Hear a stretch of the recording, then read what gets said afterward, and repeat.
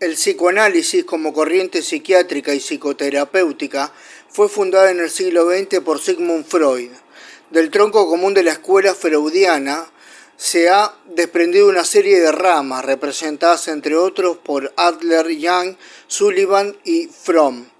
de las que se somete a un proceso de revisión las tesis del psicoanálisis freudiano. Aunque no cabe hablar propiamente de una ética psicoanalítica, es innegable que algunos de sus descubrimientos más importantes acerca del papel de la motivación inconsciente en la conducta humana tiene consecuencias importantes para las investigaciones éticas. Por ello, tomando en cuenta sobre todo el psicoanálisis en su versión clásica, o sea la de Freud, se parte de una concepción naturalista del hombre, y la versión revisada de Fromm que trata de completarla integrando en ella los factores sociales. Es justo hablar entonces de una ética de inspiración psicoanalítica. El supuesto básico del psicoanálisis es la afirmación de que existe una zona de la personalidad de la que el sujeto no tiene conciencia y que es precisamente el inconsciente. En ella son arrojados y se almacenan recuerdos, deseos o impulsos reprimidos que pugnan por salir de ese fondo oscuro, burlando la censura que ejerce la conciencia. El inconsciente por ello no es algo pasivo e inerte, sino activo y dinámico, e influye poderosamente en la conducta real del sujeto. Para Freud, la energía que se manifiesta en esa actividad inconsciente es de carácter sexual y le llama líbido. Cuando no puede ser encauzada o adaptada y es reprimida, se crean las condiciones para perturbaciones psíquicas como la neurosis. Freud distingue tres zonas de la personalidad. Tenemos el ello, que es el conjunto de fuerzas, impulsos o tendencias inconscientes. Tenemos el yo, que es propiamente la conciencia. Y tenemos el superyo, conjunto de normas, prescripciones que se imponen de un modo autoritario e inconsciente al sujeto. Bien, el superyo,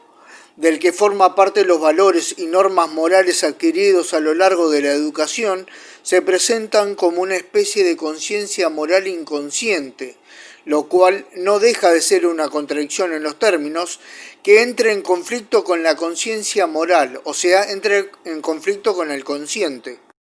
Al subrayar que el comportamiento moral del hombre que se presenta como consciente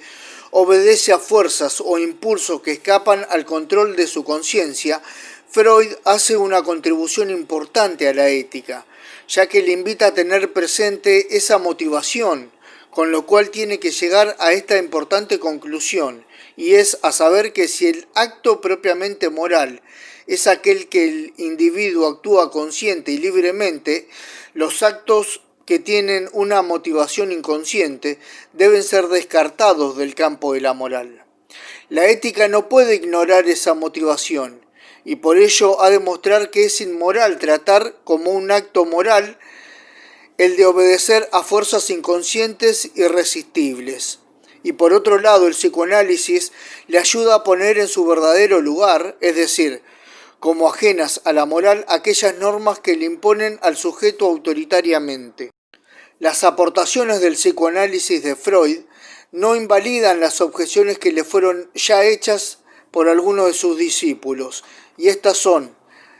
haber extendido desmesuradamente el campo y la influencia de los factores inconscientes de carácter natural, instintivo, sin tomar en cuenta el papel de la educación y en general el de los factores sociales, y por otro lado haber dado al inconsciente un carácter exclusivamente sexual, aunque hay que reconocer que ya el propio Freud trató de superar el pansexualismo de sus primeros trabajos. De estas objeciones deriva la tendencia a destacar también el papel de los factores sociales, como plantea Fromm, o adquirir la existencia de un inconsciente no exclusivamente sexual, como por ejemplo la voluntad de poder planteada por Adler. A diferencia de Freud, Fromm no cree que la conducta del hombre, incluida la moral, pueda explicarse solo por fuerza de los instintos, que esto sería una explicación mecánico-naturalista, sino por las relaciones del hombre, y esto es las relaciones abiertas y no institutivamente determinadas con el mundo exterior, y esto es procesos de asimilación de objetos y procesos de socialización o de relaciones con otras personas y consigo mismo. Al analizar la vinculación entre los factores inconscientes y los sociales, teniendo como fondo de su análisis la sociedad capitalista, Fromm niega que los primeros tengan el papel decisivo que le adjudicaba Freud, e imprime así al psicoanálisis una orientación social. Y aunque al pasar de la vida instintiva a la social, cae Fromm en concepciones antropológicas abstractas del hombre y en una visión utópica del cambio social, es evidente que su visión del psicoanálisis, influida en ciertos aspectos por Marx, ofrece más aportaciones a la ética que el psicoanálisis clásico planteado por Freud.